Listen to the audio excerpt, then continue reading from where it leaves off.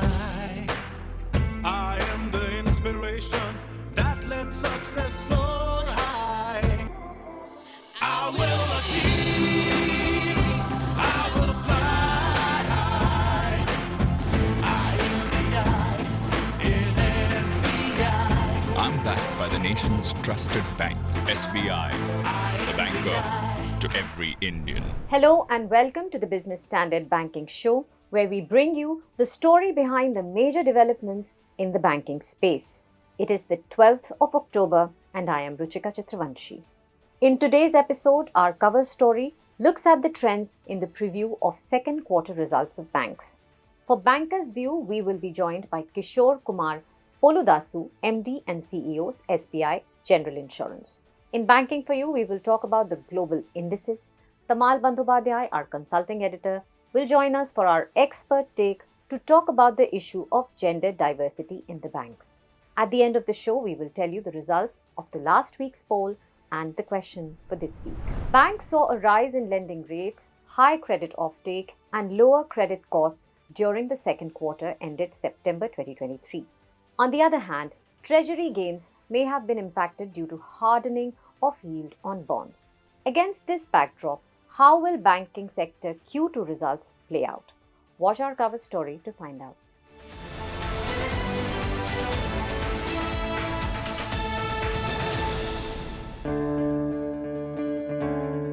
Banks are likely to report healthy profits in the July-September quarter of FY24 due to high credit growth. Their net interest income is expected to rise by about 18% and profit by over 25% on a year-on-year basis. The rise in lending rates, high credit offtake, and lower credit costs are the reasons behind this projection. According to a Bloomberg analyst estimates, private banks may see higher growth in net interest income or NII to over 24%. By comparison, public sector banks may see 12% NII growth. NII is a key earning source for lenders. On how the quarter will pan out, independent market analyst Amrish Paliga says that despite lower net interest margins, public sector banks will see 14% NII growth and private banks 19%, aided by healthy loan growth. However, Baliga adds that there might not be positive surprises like in past few quarters, as the performance will be flat on a quarter-on-quarter basis. If you compare with Q1, I think Q1 has been extremely good for most of the banking space and especially the PSU banking space.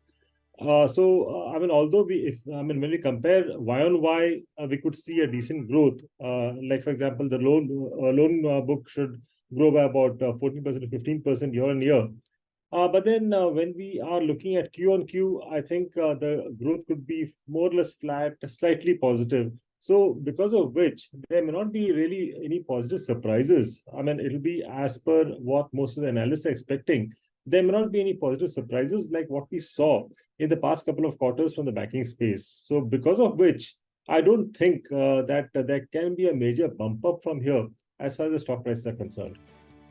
A Motilal Oswal analyst said there would be pressure on interest margins due to factors like repricing of deposits. Banks have benefited from an immediate increase in lending rates in the September quarter, but the subsequent and delayed rise in deposit rates has created pressure on margins. According to domestic brokerage JM Financial, a compression of 10 to 15 basis points in NII is expected for banks under its coverage. The reason is that the impact of deposit rate hikes will start reflecting in the top line of these banks. On a negative note, hardening bond yields could mean there might not be treasury gains. However, a senior bank executive told Business Standard that banks were prepared for such a situation, which would limit the dent in treasury profits. Against this backdrop, what are the downsides that the banking sector could face?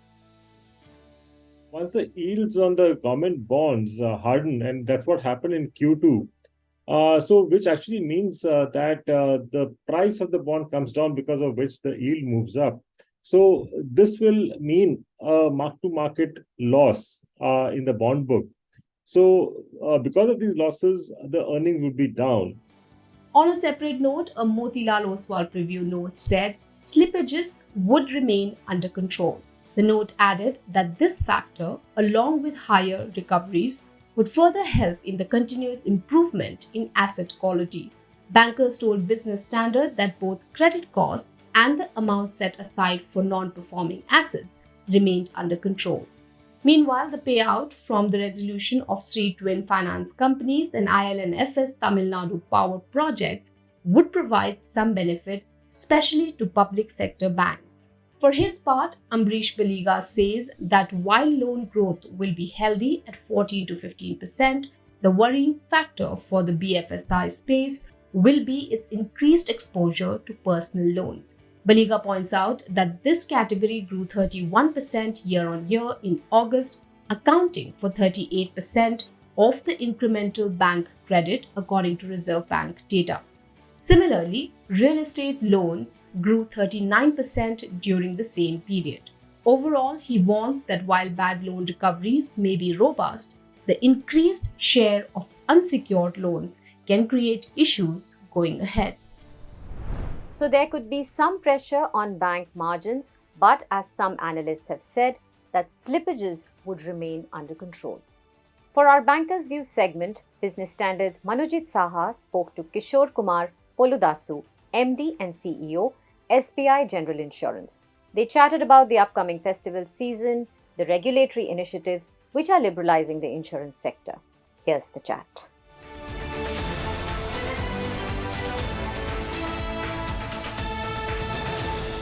Hello and welcome to the Business Standard Banking Show. SBI General Insurance is one of the leading non-life insurance players in the country. Kishore Kumar Poludasu, who is the MD and CEO of SBI General Insurance, is with us today to discuss the range of issues related to the sector. Mr. Poludasu, welcome to the show. Thank you, Mr. Manojit. Let me start with the motor insurance. How has the motor insurance segment done in the recent quarters? Is the growth back to the pre-COVID levels now? Yes, Mr. Manojit. I think when we see the motor insurance, especially the automobile sector is growing very fast. In fact, if you see the September month passenger car sales, 362,000 cars have been sold during September, which is almost 2% growth on month basis when you see. I think that itself will reveal the growth momentum, what is happening in both uh, uh, the petrol vehicles as well as the battery operated vehicles now which are coming. And this momentum will grow further going forward with the ongoing festival season due to Dashera and Deepavali. So that Right. as net to net, when we see total financial year, we see a substantial growth in the automobile sector, which in turn will lead to the motor insurance growth in the insurance industry. And SBA General Insurance in specific, as you are aware, we are multi-product and multi-channel distribution network. I think that is helping us really driving across all portfolios and all business segments, including the motor. Overall, what kind of growth you see for the current financial year as compared to the previous year? So last year, when you see the total industry grew by around 16% in total, general insurance industry. And with the kind of initiatives what the regulator is taking by way of liberalizing the so many initiatives, and also the entry of the new players and the support from the government of India across various forums, we see that the rate should be in the broad bracket of around 18 to 24% kind of range, which 18 will to be better than, 24%. yeah, somewhere in that band. So it should be definitely better than the last year. We are seeing the positive signs, especially after the pandemic, the health is improving further. I will come to Health health in a insurance minute. Yes, penetration. yes, yes. So overall, we see a positive momentum for the insurance sector, especially general insurance sector. It should be better than the last year. Previously, the growth in the health sector was primarily driven by the group health policies. Do you see a recent pickup in the retail health segment also? Absolutely, absolutely. Especially when we see the Corona pandemic period. In fact, that has triggered the interest and awareness among the population about the need for a healthcare and taking the health insurance as a risk mitigation, risk transfer mechanism. Right. That's where we have seen the momentum in the retail health, which is actually helping in occupying health business as one of the highest portfolio among the general insurance portfolio. And the growth terms also, we are seeing substantial growth in the retail health, Okay. including the personal accident insurance. So In what is comparison driving with this growth? Is it because of price correction or better distribution capabilities? it is both awareness among the population and also the distribution reach and the entry of the new players with the new products. I see. There are multiple variants and add-ons being offered, which actually gives value for money for the customers. The other aspect I wanted to discuss is the security bonds business. Are you looking to Okay. enter that security bond business? Mr. Manoj, I am happy to advise that SBI General Insurance has already launched the surety bond product. And in fact, we have issued one surety bond to start with. Very few companies in general insurance industry have launched this product. And we have been seeing quite a lot of positive initiatives being taken by the regulator as well as the government of India in making the stakeholders aware about this surety bond, and it will act as a supplement to the bank guarantees. Correct.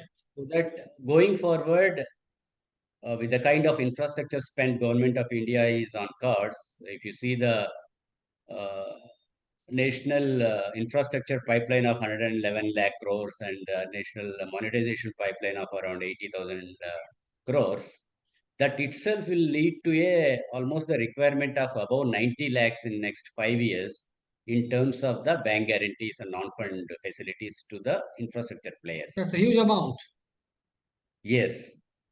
And with the banking industry, with their own frameworks, which will depend upon the large exposure framework and the capital requirements, banks alone will not be able to meet this kind of huge requirements on account of the future infrastructure plans by the government of India and private sector together. Correct. So that is the where the need has been felt to supplement the bank guarantees with the surety bonds by insurance players, of course, supported by suitable reinsurance from the reinsurance players as well. On that note, sir, it was a pleasure talking to you. Thank you for speaking to Business Standard. In September, JP Morgan Chase and Company said it will add Indian government bonds to its benchmark emerging market index from June 2024. In Banking for You today, we will explain what these global bond indices are.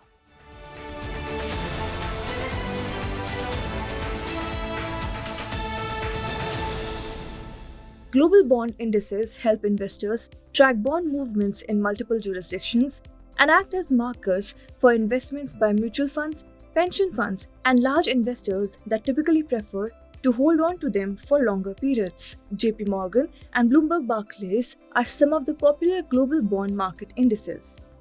As on date, 23 of Indian government bonds with a combined notional value of $330 billion are eligible for index inclusion, which will be staggered over 10 months through March 31, 2025.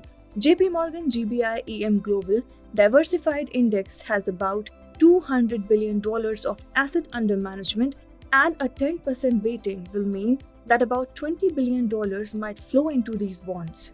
While a major part of these inflows will come directly, there could be additional inflows due to interest among foreign investors for Indian government securities. That said, the government's quarterly report on public debt management for the April-June 2023 quarter says that banks and insurance firms hold nearly 66.8% of the G-SECs, and foreign investors' share is only 1.6%. According to Fitch Ratings, the inclusion of Indian bonds will support a diversification of the investor base.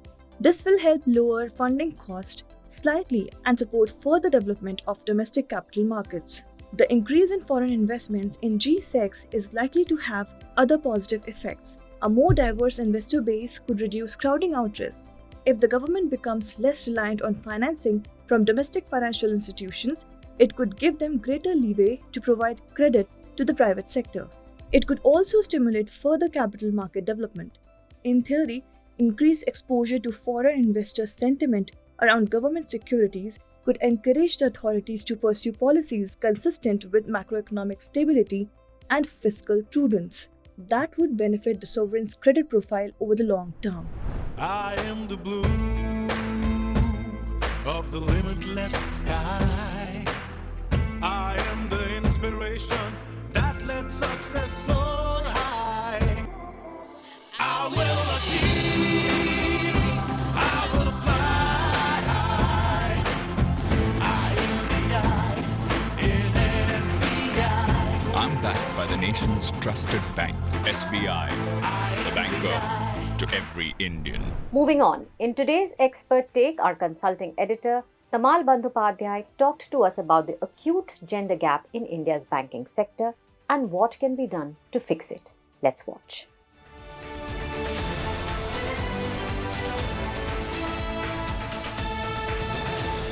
Hi Tamal, welcome to the Business Standard Banking Show. This week, your column touches upon a subject that is very close to a lot of our hearts, the gender disparity issue, which is common for so many sectors. But we're talking about banking. And one of the things that really caught my eye was you've talked about how SBI, nation's largest lender, has had a wait of 206 long years since till Arundhati Bhattacharya took the corner office. Obviously, you're referring to State Bank of India through its various avatars it has been through in the 200 long years. Why has it taken so long, and why do we have such gender disparity in the banking sector? Well, one part is this: it's not only in the banking sector, in overall. This is a segment. In fact, the latest World Economic Forum report talks about that the gender gap is not a typical India story. It will take 132 years for the globe to get back to the even parity between women and men employees. So it's not exactly only India story, but yes, we see it, and because I track banking sector, that's what I've written about it. Incidentally, in a recent conversation on a public platform between Arundhati Bhattacharya and me, she said that look, women have more accommodative approach. They are more into teamwork, and women allow diverse kind of opinions, and women are always explorer of ideas. In fact, incidentally, since you raised the subject, at some point of time, she was transferred to one area where her daughter could not have proper education. So she was about to quit the job. And then chairman of State Bank of India convinced her that this is a hassle you need to go through. And then you will come up trumps. And that's what exactly happened. If I'm not mistaken, MS Verma was the chairman at that point of time, and she was a junior officer. So Arundhati's story is a success story, but not every woman can go through this, because they are, family comes first kind of thing. We'll come back to that later. But you look at even Reserve Bank of India, our regulator, it's 88-year-old now. Is there any person who has been a governor, a woman governor? Have you seen? No. SEBI is a relatively younger regulator. It's got its first woman governor. And RBI had to wait long to get the first deputy governor. And then only we had two more. And that's in the entire RBI's history, there are only 3 deputy governors who were women. And again, there's a recent report on the gender balance index of 2023 in this kind of financial segment, where Asia Pacific has done pretty badly. The reason being Reserve Bank of India and People's Bank of China. There, the percentage of women pretty low. What can we do to fix these things? It's the flexibility. That's what is more important. Flexibility of hours and flexibility of workplace. That's, if you ask me, to two key changes that we need to do in our approach, and that will bring more and more women into this. It's the flexibility of working hours apart from other things, that maternity leave and running a creche and all that, and then a few days in month when she's inconvenienced for physical reasons, give her the option to go home or working from home. These are the basic thing. But more critical part is that flexibility of hours and flexibility of working place. And also you need to appreciate, it's very often it's happened like ornamentally. Yes, we have taken just to fill in the quota, we have taken. There is no quota as such, but to show the gender parity, we have taken more women and all, and they're like wanderers. They don't have much kind of work, and then it's a continuous process. As I said, in India, particularly when you get transfer, then you prefer to look after the family, and then the work, you quit work. So that's those only very few who can stick to it, and that's why you will see in public sector. In private sector, particularly historically, you will see a bank like ICICI, there are more women leaders. But that's not true about all private banks even. And public sector bank story is a completely different story, with transfer and everything else. Of course, this will going up happened it started happening in September itself. So but you just cut this September itself. So there will be on the treasury front, there is nothing much to look forward to. So it's a bit of a mixed bag for the banks as far as the second quarter results are concerned. And about, of course, what you said about the gender issues in the banking sector, you very rightly said that we have to do more than just lip service to ensure that there is enough women represented. Flexible hours to work, flexible place to work from is also important. And there needs to be trust. As you pointed out in one incident, there needs to be more trust. Thank you so much, Tamal, for writing on this subject and for talking to us today. Thank you. It is time now for the poll results. Last week, we asked you, should the RBI declare the 2,000 rupee note invalid? 69% of our respondents said yes, it should become invalid, while 31% felt that it should continue to be a legal tender. Did you know that fintech lenders gave out more than 29,000 crore rupees in loans in the first quarter of this financial year, up year-on-year by 81.41%? This is contrary to the widely held view that these firms have been caught flat-footed after RBI came out with a raft of regulations to cut down on regulatory arbitrage and put in place a best practices framework. So here's what we want to ask you. Have you availed credit from Fintech NBFC? Our poll is open today, that is Thursday, and you can respond on Twitter, Instagram, LinkedIn, Telegram, and our website. We will be back next week with more news and analysis. Thank you for watching.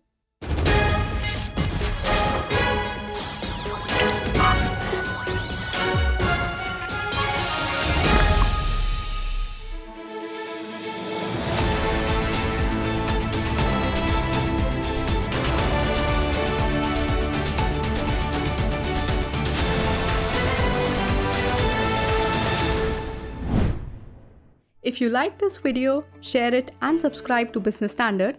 For more news, views and insights, log on to www.business-standard.com. Do also follow us on YouTube, Twitter, Facebook, Instagram, Telegram and LinkedIn. I am the blue of the limitless sky. I am the inspiration that lets success soar high. I will achieve, I will fly high. I am the I in SBI. I'm backed by the nation's trusted bank, SBI, the banker to every Indian.